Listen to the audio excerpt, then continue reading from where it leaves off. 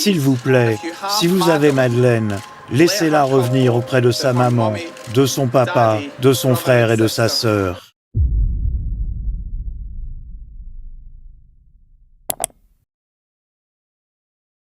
Le 3 mai 2007, en soirée, dans la station balnéaire de Praia da Luz, au sud du Portugal, une fillette britannique de 3 ans disparaît d'un appartement de vacances.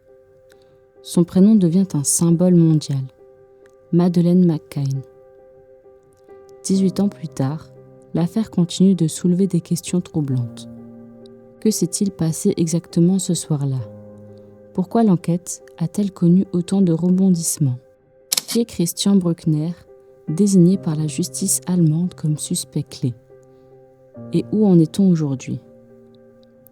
Dans cette vidéo, on reprend pas à pas la chronologie, le contexte familial, les pistes, ce qui reste incertain et ce que ces zones d'ombre disent d'une affaire devenue planétaire.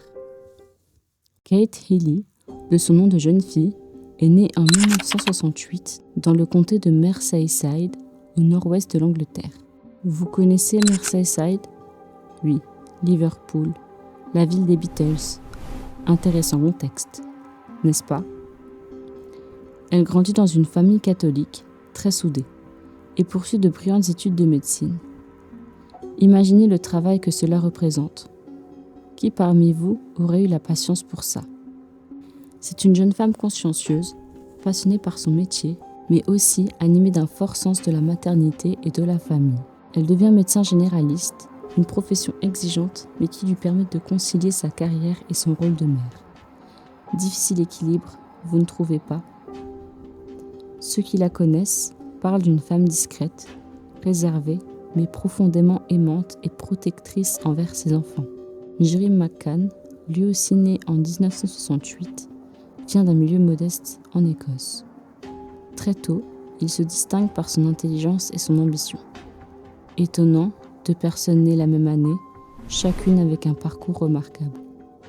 Après avoir obtenu une bourse, il étudie la médecine et se spécialise en cardiologie.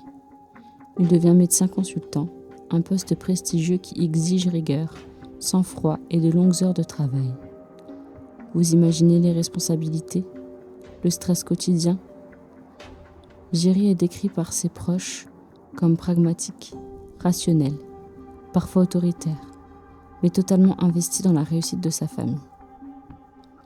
Kate et Jerry se rencontrent à l'hôpital, tombent amoureux et se marient. Leur union est solide, construite sur des valeurs communes, le travail, la foi et la famille. Une histoire qui fait rêver. Qui parmi vous croit au coup de foudre au travail ? Après plusieurs années de mariage, ils accueillent en mai 2003 leur premier enfant, Madeleine Bess McCann. Madeleine, ou Maddie, comme la surnomment affectueusement ses parents, est une petite fille pleine de vie, très expressive, aux grands yeux verts qu'on ne peut oublier. Vous voyez le genre d'enfant qui attire tous les regards dans la rue ? Dès ses premières années, elle attire l'attention par son tempérament, joyeux et curieux. Elle aime les histoires, les jeux en extérieur, et a un lien fusionnel avec ses parents. En 2005, la famille s'agrandit avec la naissance des jumeaux, Sean et Amélie. 2 enfants de plus. Imaginez le chaos et les rires mêlés.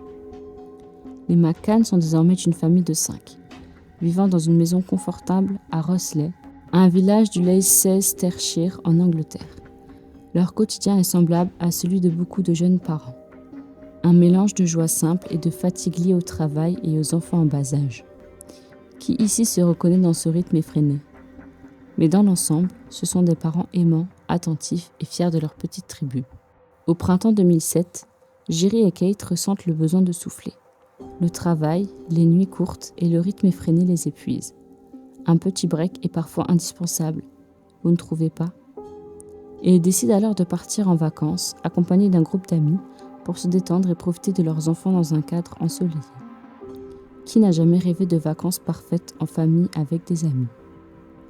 Leur choix se porte sur l'Algarve, une région du sud du Portugal réputée pour ses plages dorées, ses falaises escarpées et son climat doux. Qui ici a déjà rêvé de vacances au soleil dans le sud du Portugal ? Il réserve une semaine de vacances dans la station balnéaire de Praia da Luz, un ancien village de pêcheurs transformé en un lieu de villégiature familiale. Un petit village charmant, parfait pour des vacances en famille. Il loge à l'Ocean Club, un complexe touristique très apprécié des familles britanniques. Les appartements sont simples mais spacieux, disposés autour de jardins, de piscines et d'aires de jeu. Imaginez l'odeur des pins, le bruit des enfants qui jouent. Un vrai petit paradis. Les McCann occupent l'appartement 5A, situé en rez-de-chaussée, au bord d'un petit sentier piétonnier. C'est un logement confortable, 2 chambres, une petite cuisine, un salon et une terrasse. Tout semble pensé pour le confort familial. La chambre des enfants donne sur la rue, avec une fenêtre équipée de volets roulants. Détail qui, plus tard, prendra une importance dramatique. À ce moment-là, qui aurait pu se douter de l'importance de ces volets ? Les McCann ne sont pas seuls. Ils voyagent avec un groupe d'amis, tous médecins ou professionnels de santé. Ce cercle amical, surnommé plus tard par les médias le Tapas Seven, se compose de couples et de leurs enfants, ce qui crée une ambiance conviviale et rassurante. Un vrai petit cercle de soutien, idéal pour des vacances tranquilles, n'est-ce pas ? Les journées s'organisent toujours de la même façon. Le matin, les enfants participent aux activités du Kids Club. Jeux sur la plage, bricolage, chasse au trésor. Qui se souvient de ses propres colonies ou clubs enfants, pleines de rires et de découvertes ? Madeleine, curieuse et sociable, s'y amuse énormément et se fait rapidement remarquer pour son énergie. On imagine facilement son sourire éclatant et son enthousiasme contagieux. Pendant ce temps, les parents se détendent. Tennis, piscine, promenade. Ils savourent cette coupure avec leur vie trépidante en Angleterre. Ce doux plaisir de ne rien faire sous le soleil. Le rêve, n'est-ce pas ? L'après-midi, la famille se retrouve pour profiter de la plage et de la piscine. Madeleine adore nager et jouer dans l'eau. Les jumeaux, encore petits, restent proches de leurs parents. Des moments qui semblent presque parfaits. Ces moments sont décrits plus tard comme paisibles et joyeux, un avant-goût d'été, loin du stress du quotidien. Qui parmi vous aimerait revivre ces instants de simplicité et de bonheur ? Le soir, après le dîner des enfants, un rituel s'installe. Les petits sont couchés tôt, vers 19h30. Le soulagement des parents quand les enfants s'endorment à l'heure, un moment de répit précieux. Ensuite, les adultes se retrouvent presque chaque soir au restaurant Tapas, situé à quelques dizaines de mètres de leur appartement. Ils dînent ensemble, discutent, boivent un verre. On sent l'ambiance conviviale et détendue, presque comme une grande famille. Plutôt que d'employer des baby-sitters, ils choisissent un système de tournante. Chaque parent, à intervalles réguliers, quitte la table pour aller vérifier que les enfants dorment bien. Ce dispositif, qu'ils jugent suffisant et pratique, leur permet de passer des soirées entre amis sans se sentir responsable. Une solution ingénieuse, mais qui, rétrospectivement, soulève des questions sur la sécurité des enfants. Aux yeux de tous, ce sont des vacances heureuses et sereines. Un moment de respiration bienvenue. On pourrait presque les envier, ces vacances parfaites. Mais parfois, le destin a d'autres plans. Personne n'aurait pu imaginer qu'elles allaient se transformer en cauchemars. Et c'est là que l'histoire prend une tournure que personne n'avait prévue. Frisson garanti. Il est environ 20h30 quand Kate et Jerry McCann quittent leur appartement 5A. Les 3 enfants dorment. Ils rejoignent leur ami au restaurant Tapas à quelques dizaines de mètres de là, mais pas dans la même enceinte. On sent cette petite distance, presque anodine, mais qui deviendra cruciale. L'ambiance est légère, les adultes se détendent. Le soleil se couche sur Praia da Luz, le ciel se teinte d'orange, puis de bleu nuit. Un ciel magnifique, et pourtant, le calme apparent peut parfois être trompeur.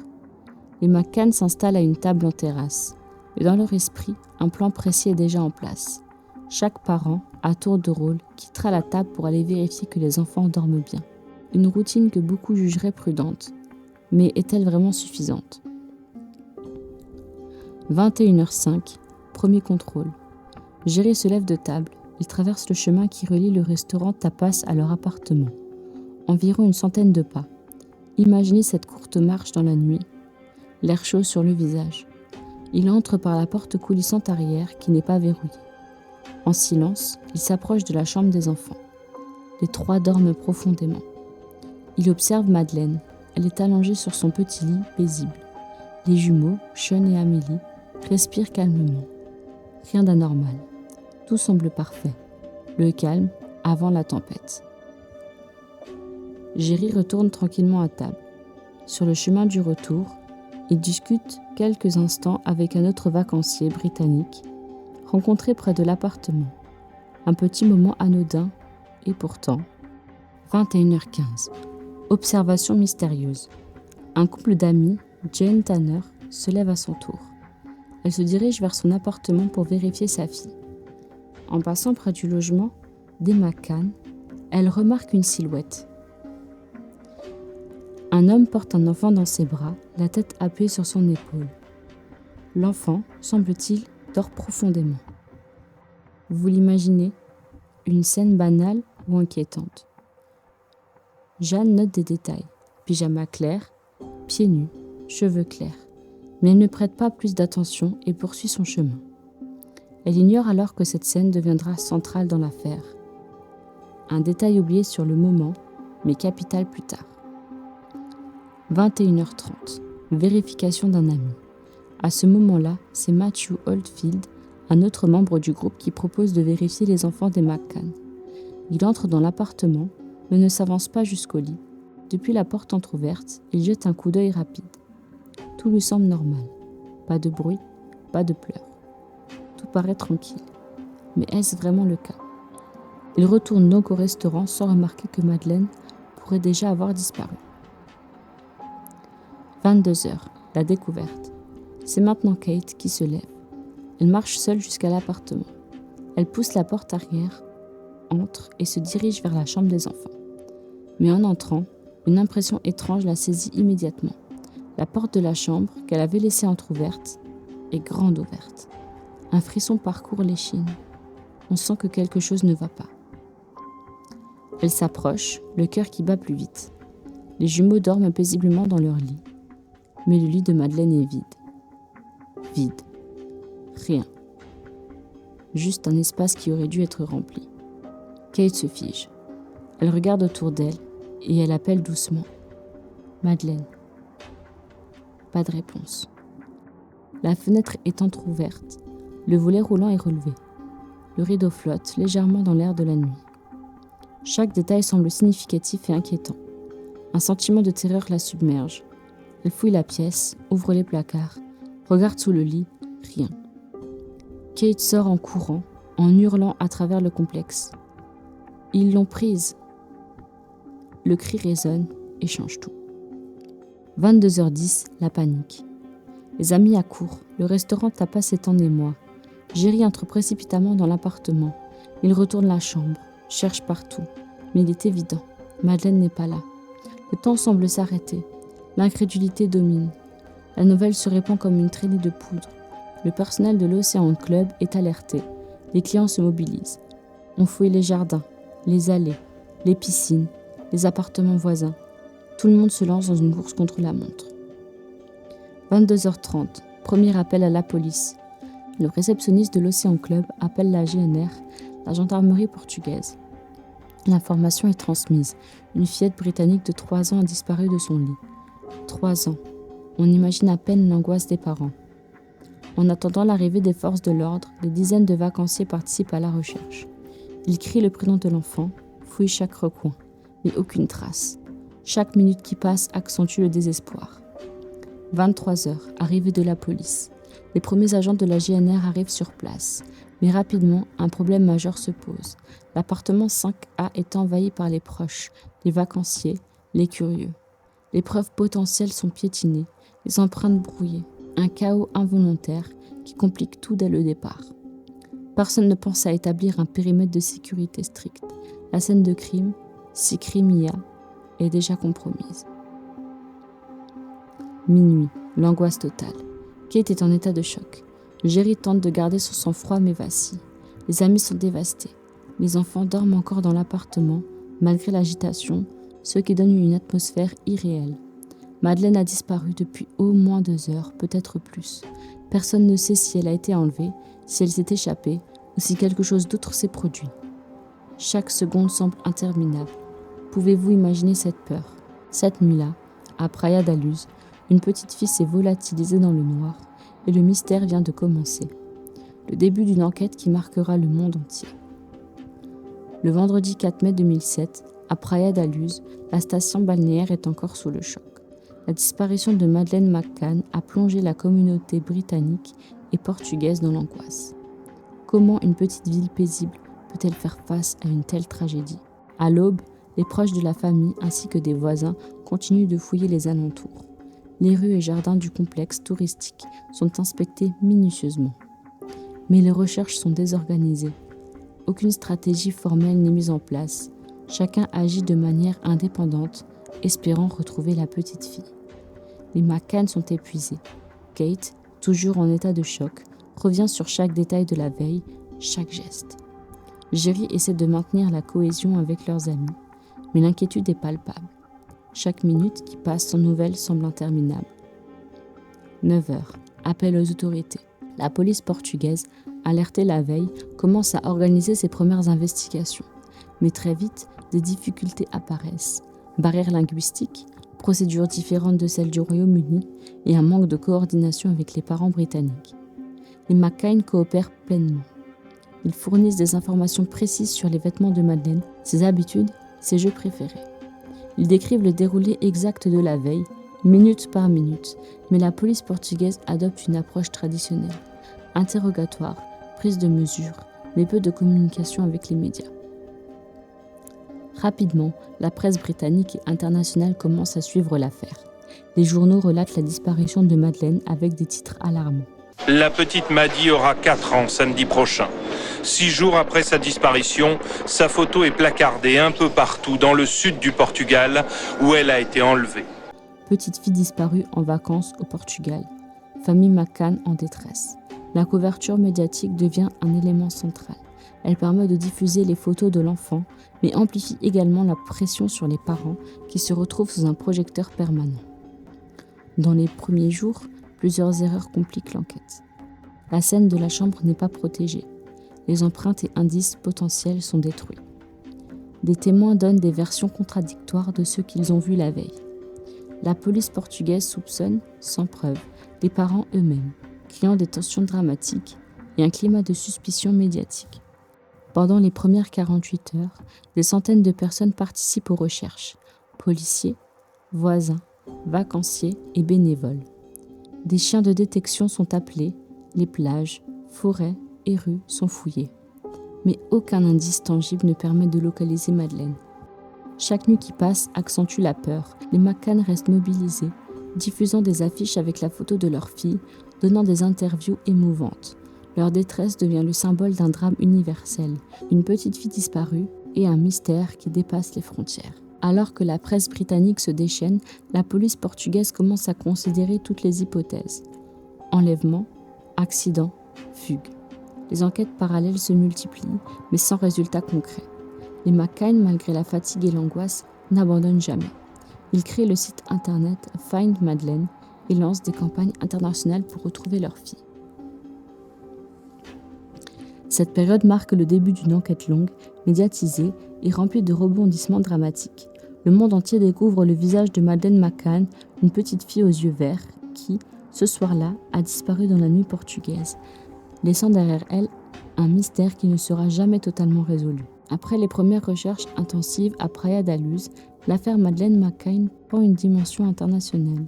Les semaines qui suivent deviennent un tourbillon de médias, de spéculations et d'enquêtes. Dès le début mai 2007, les journaux britanniques consacrent leur une à la disparition de la petite fille. Les chaînes de télévision diffusent en continu les images de Madeleine.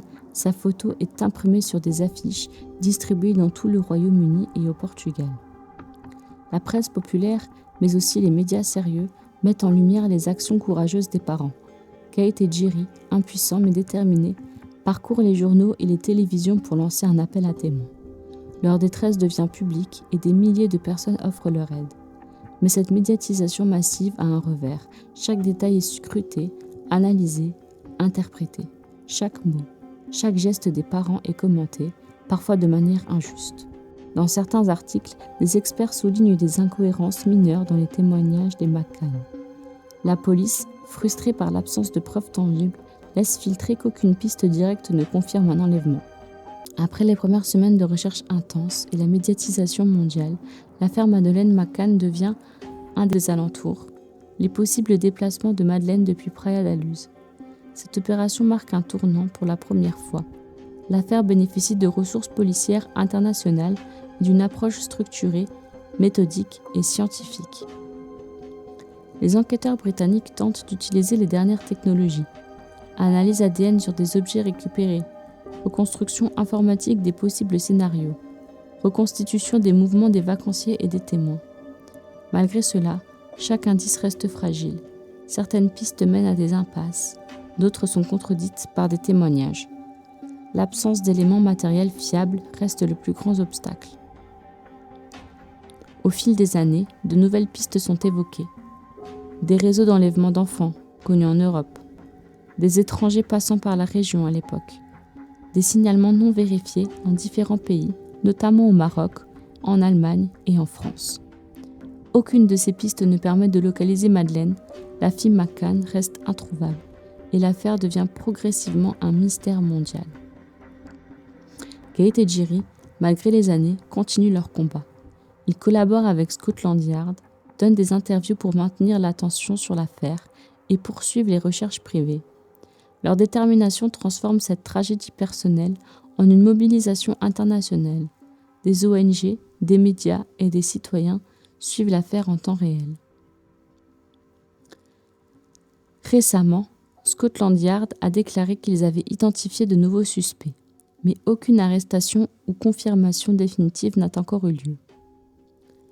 L'enquête reste ouverte, complexe et mystérieuse. Madeleine McCann reste l'enfant disparu qui a bouleversé le monde, un symbole de douleur, d'espoir et d'injustice. L'histoire de Madeleine McCann n'est pas seulement celle d'une disparition.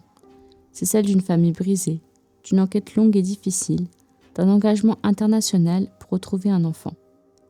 Plus de 16 ans après cette nuit tragique à Praia da Luz, le mystère reste entier. Mais chaque nouvel indice, chaque témoignage, chaque appel à témoins pourrait un jour éclairer la vérité. Jerry et moi aimerions exprimer notre sincère gratitude et nos remerciements à tout le monde, particulièrement à la communauté locale ici qui nous a offert tant de soutien. Nous ne pouvions espérer mieux. Je veux juste dire merci. S'il vous plaît, continuez à prier pour Madeleine. Merci d'avoir regardé cette vidéo jusqu'au bout et on se retrouve très vite pour un nouveau dossier.